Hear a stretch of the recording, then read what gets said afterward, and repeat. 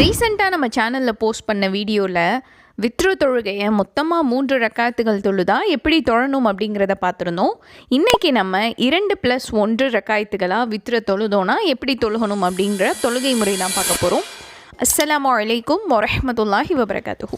வித்ரு தொழுகையை நபி ஸல்லல்லாஹு அலைஹி வஸல்லம் அவங்க 2 முறைகளில் தொழுதுருக்குறாங்க.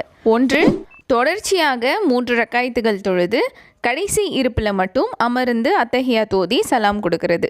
இரண்டாவது 2+1 அப்படின்னு தொழுகிறது. 2+1 அப்படின்ற வித்ரு தொழுகை நம்ம மேற்கொள்ளும் போது முதல்ல தக்பீர் கட்டி ஆரம்ப துவா ஓதி, அதன் பின்பு சூரத்துல் ஃபாத்திஹா ஓதி, துணை சூரா ஓதுனதுக்கப்புறம் நம்ம ருக்கு சஜ்தா செஞ்சோம் அப்படின்னா நம்முடைய முதல் ரக்காயத் முடிஞ்சது.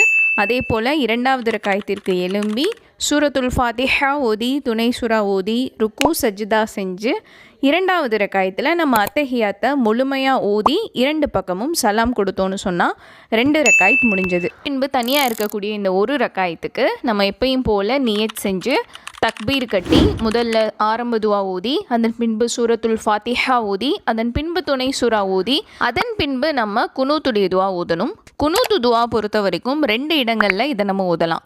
ஒன்று துணை சூறாவிற்கு பின்பு, அல்லது நம்ம ருக்கு செஞ்சு நிலைக்கு வந்ததுக்கப்புறம். இந்த 2 இடங்களில் எப்போ வேணுமோ நம்ம குனூத்துடைய துவாவை ஓதிக்கலாம். ஃபார் எக்ஸாம்பிள், இப்போ நம்ம துணை சூறாக்கு அப்புறம் குனூத்துடைய துவா ஓதுறோன்னு சொன்னால் குனூத்துடைய துவாவை ஓதி ருக்கு சஜ்தா செஞ்சு அதுக்கப்புறமா அத்தஹியாத் முழுமையாக ஓதி 2 பக்கமும் சலாம் கொடுத்தோன்னு சொன்னால் 2+1 அப்படின்னு தொழுகக்கூடிய 3 ரக்காயத் வித்ரு தொழுகை நிறைவடைந்தது.